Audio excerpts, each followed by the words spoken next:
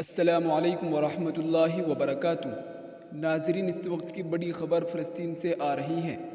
مقبوضہ فلسطین کے علاقے مغربی کنارے کے شہر رام اللہ میں فلسطینی نوجوان کے حملے میں 7 اسرائیلی فوجی زخمی ہو گئے۔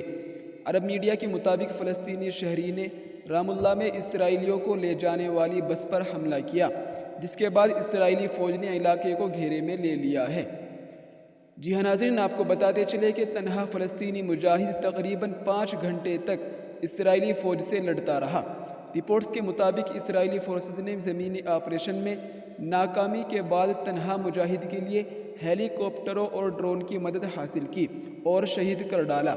سلامتی کونسل میں حماس کی مذمت پر مشتمل امریکی قرارداد روس اور چین نے ویٹو کر دی۔